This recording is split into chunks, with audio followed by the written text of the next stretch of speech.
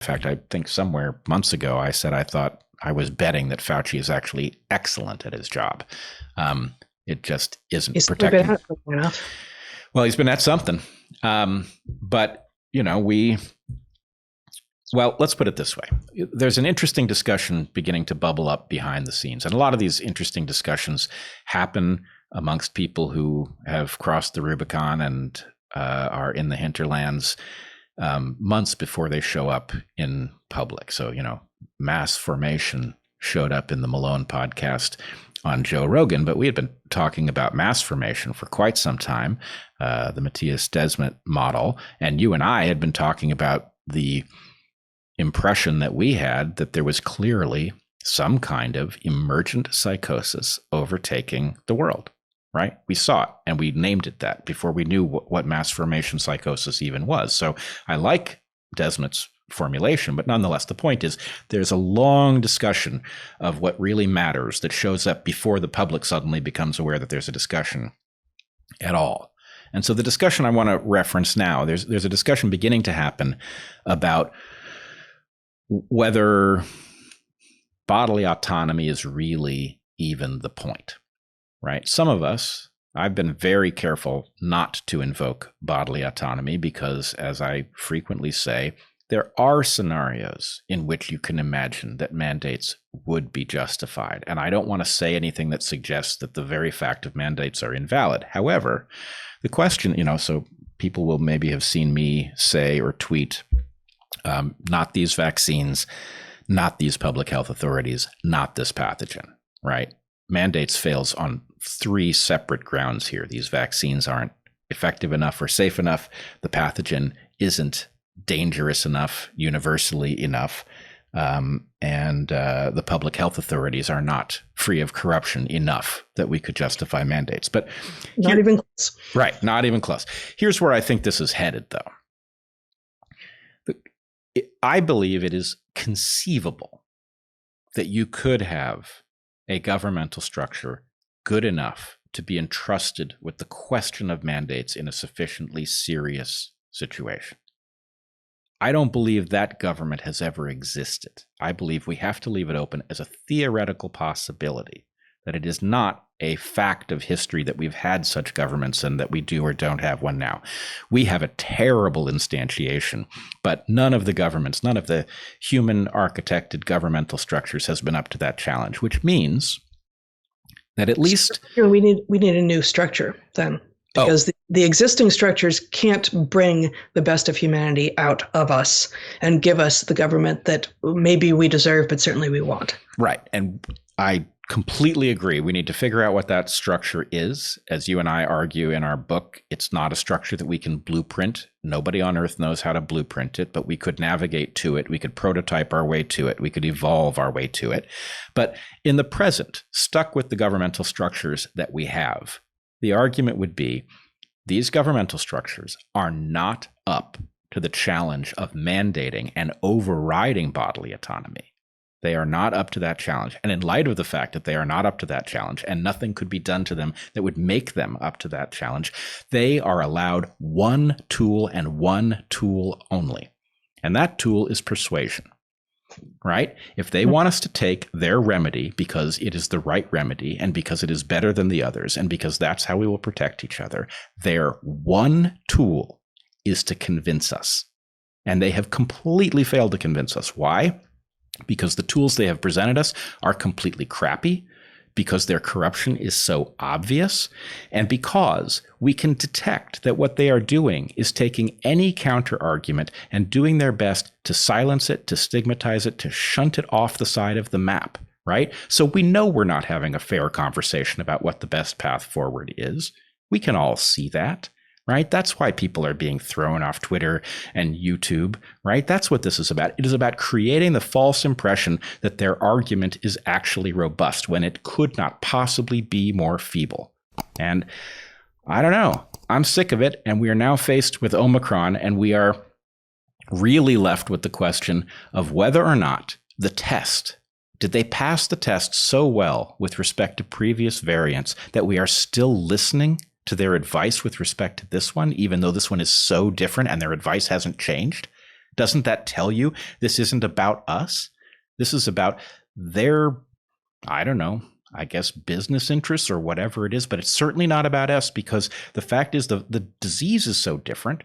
The advice would certainly have changed if this was any sort of rational process, and yet it doesn't. In fact, what they do is they pretend, they what's the retcon? They retcon things, retroactive continuity, where they tell us, oh, it was always the case that the vaccines were designed to prevent serious disease. They were never designed to prevent transmission of the disease. So the fact that they don't prevent you from contracting or transmitting the disease, and they don't reduce viral loads, oh, that was all expected. It's all part of the design. Well, bullshit, right? Well, we all heard them tell us that it was about control.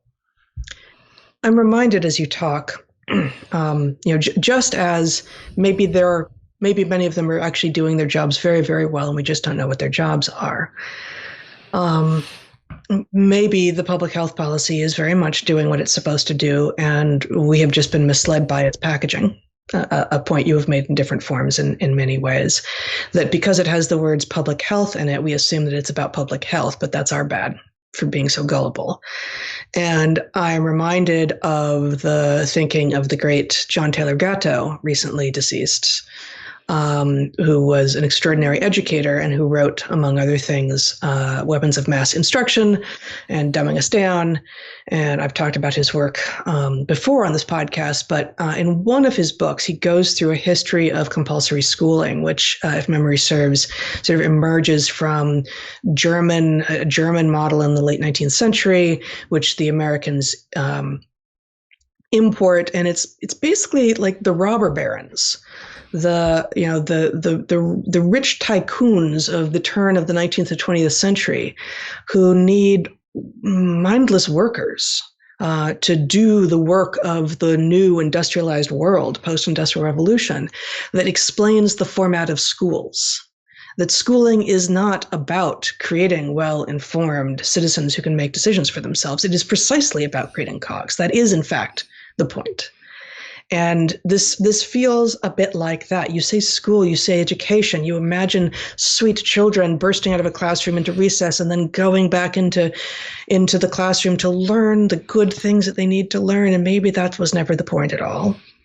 And maybe the point of public health policy has not been, at least for this little pandemic of ours, the entire world has been dragged through for almost 2 years now, the public health response has never been about public health, but about compliance, but about seeing how far you can push a population. And maybe as a practice run. I don't know, but they do know a whole lot about how all of us will behave now. They know who will tend to be compliant. They know who will carry water for them. They know who will ramp up their fears because it feels good, because they can get other people to do things based on their fears. There's a whole lot of knowledge now about what different quadrants of society and what different individuals will do and will not do. And that is dangerous. We have been experiencing the death of privacy in many forms by 1,000 cuts for decades now. But this feels like, maybe the final blow. But I don't know how to phrase this so that it will be hearable. I know that natural rights is a fraught concept, but the thing is, we are human beings. We get one life. In this life, halfway through for us or more, suddenly a virus that appears to be the product of really bad decision making emerges out of a lab in China.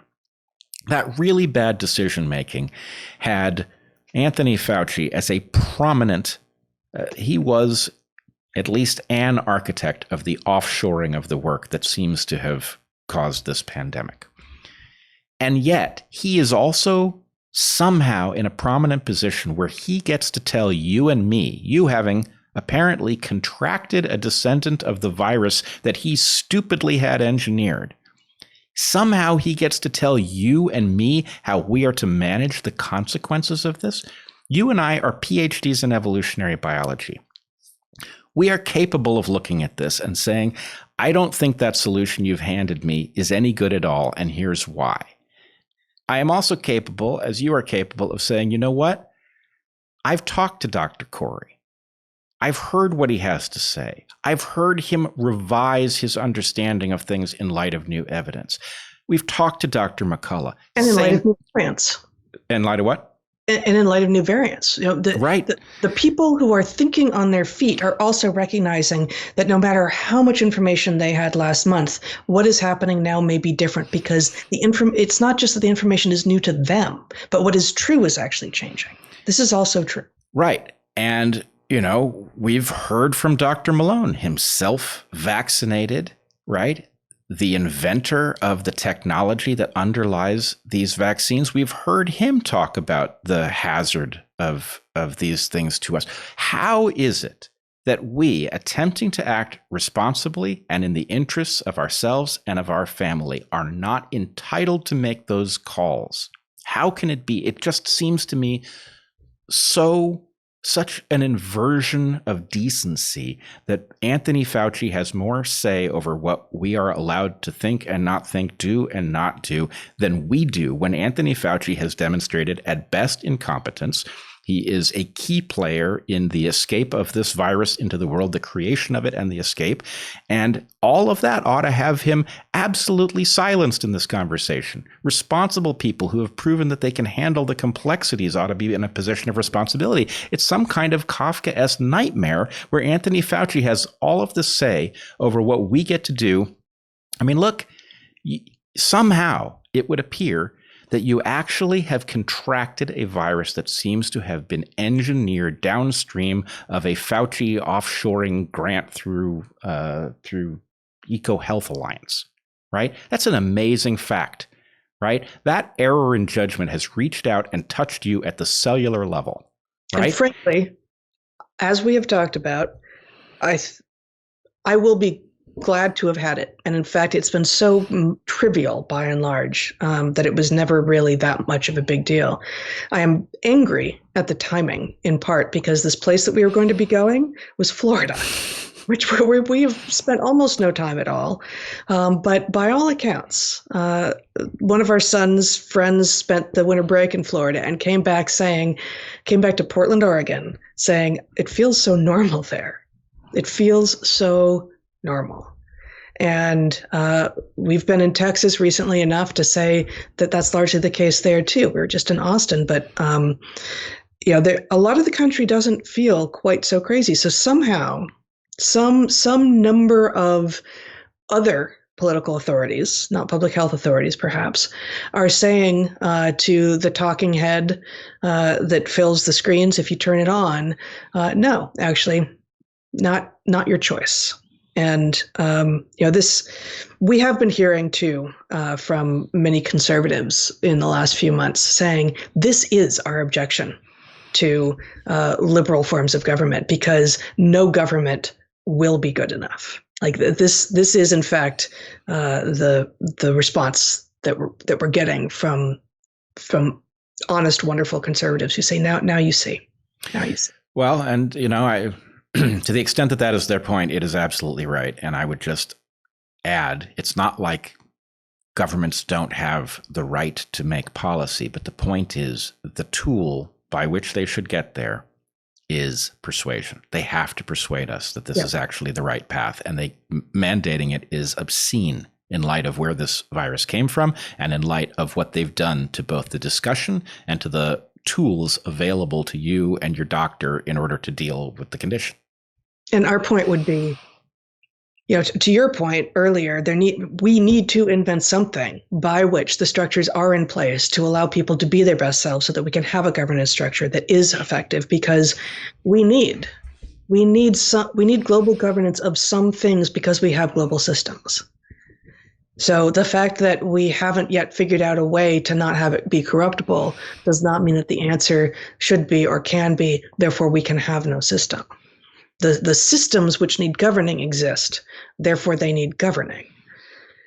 Well, and in fact, that didn't quite work, but there are systems that need governing that are global, and those systems aren't going anywhere. Therefore, we need to figure out a way to govern them. Yeah, we have all of the processes that need governing have to be governed at a level that is capable of managing them. And, there are some global processes. I don't think most of us who have seen the appalling failure of government want to see everything or even anything managed at that level that doesn't have to be.